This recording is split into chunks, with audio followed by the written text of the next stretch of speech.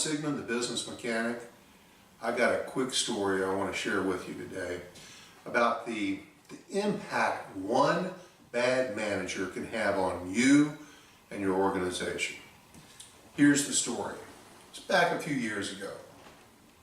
In fact, it was a lot of years ago. I was with Kohl's department stores. Now, I'm not sure you're familiar with Kohl's the way I was, but Kohl's opened stores twice a year, once in the spring, once in the fall. They were planning geniuses. We would open 7, 10, 20, 30 stores all on the same day. Everything was planned out in advance. For 6 months in advance of the store opening, every single day was planned to a T. My role, I was opening the Nashville market at the time for Kohl's. I had to go out and hire managers. I had to make sure that these managers were hiring teams of 150 to 200 people per store. But the tough part came when it came to the stocking process.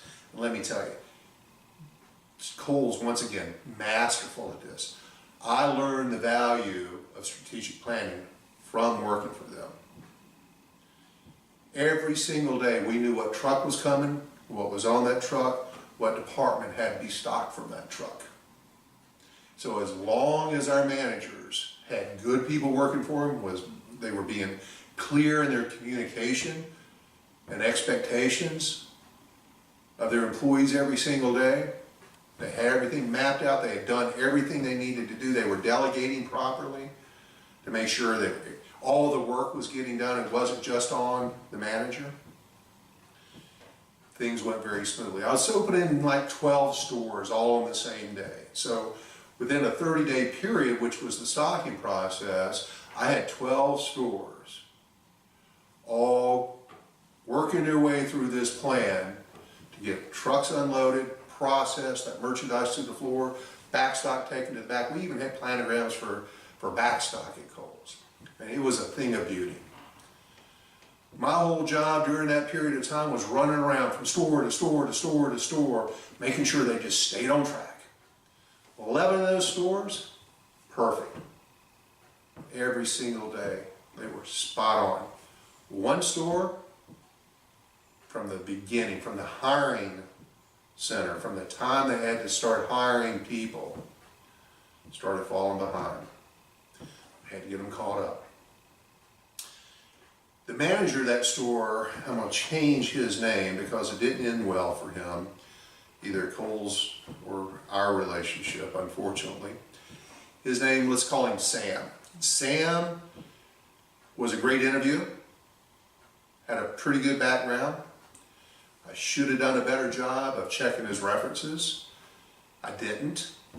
This is all on me, by the way. This is not a problem with so much Sam. I hired Sam. I was responsible for this. But the object is how Sam could screw and make my life, screw up the whole process, screw up hundreds of employees, and slow down the process. So all the way along, 11 stores, spot on, one store, Sam's store, falling behind, falling behind, falling behind. And listen, that grand opening date was set in stone. You were not going to change that grand opening date. So you had to get them caught up. And so I had to just spend payroll. People had to work extra hours, which they didn't appreciate. I had to bring in employees from other stores, which the managers I was stealing these employees from to get Sam's store caught up, they didn't appreciate it either. Pretty soon, as other employees were coming in to Sam's environment, I started hearing, hey, this Sam guy, man, he's really different from my manager. He doesn't communicate as well. He doesn't pay attention to things. He spends a lot of time in his office. He's not setting all the expectations that my managers do. Now I'm hearing all this. What did I do about it? I just power through it. We're gonna stay with Sam. We're just gonna keep on working on this thing. We're gonna get through this. We're gonna hit that grand opening date. I probably should have thought about that differently because I continued hanging on to Sam. We got all the way up through and finally got the store open. And let me tell you, in Sam's story, it came down to an all-nighter in the very last minute. The worst part of all this was Sam ran my home store. It was where my office was. So I had to walk into this situation every single day. I was reminded of my bad hiring mistake almost every single day. But yet I stuck with Sam, stayed with him. The grand openings for the whole market went really, really well, except for one store. Yes, it is. Sales were through the roof. It was one of the most successful grand openings that Kohl's had ever had. I was very proud of that, but I still had my boy in there that was causing problems. I could go into my other stores post-opening, post-grand opening. Those stores would look pretty good. In fact, most of the time they look great. I walk into Sam's store, same merchandise, same store, same advertising, same general amount of sales coming out of the store. 11 stores would look great. Sam's would look like a bomb had gone off. But yet I stuck with Sam. I was going to fix Sam. And, somewhere in Sam I could fix him. End of the day, Sam wasn't fixable.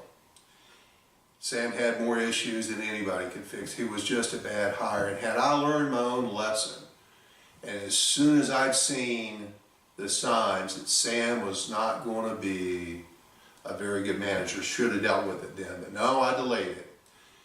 And months later, finally, I had to fire Sam.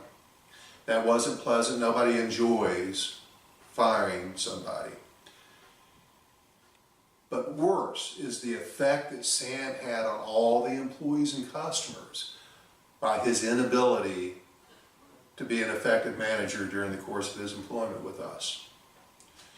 We had high turnover. Customers were disappointed in the store. We lacked sales, we lacked profit.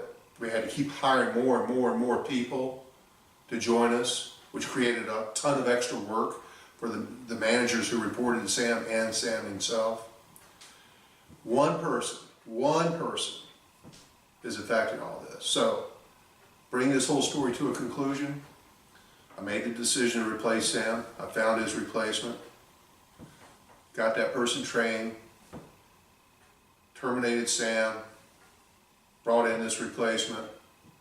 Guess what? This store that trailed everybody in sales, everybody in profit, led the district that I was running at the time, led in high turnover. It was the worst turnover store. Within 60 days, the store was as good as any of them. What did I change? Didn't change the location, didn't change the hours, didn't change the payroll, didn't change the merchandise. I changed one person. I changed Sam with a much more qualified individual. My lesson that I learned from all this is as soon as I see that someone is struggling and affecting all those around them, I got to deal with it. And you do too. Don't live with the problem. You got to overcome it. 90% of the time when you got a problem in your organization with sales, profits, turnover, expenses, all these things, you got a people problem. Fix that, almost everything else takes care of itself. Learn from me. I've made the mistakes so you don't have to. Visit me at vsigmund.com for more information. That's V as in the letter V, S as in Sam, I-G-M-O-N, vsigmund.com. I got tons of information on my website. Contact me. I can come in and work with you and your team on creating a higher impact management culture.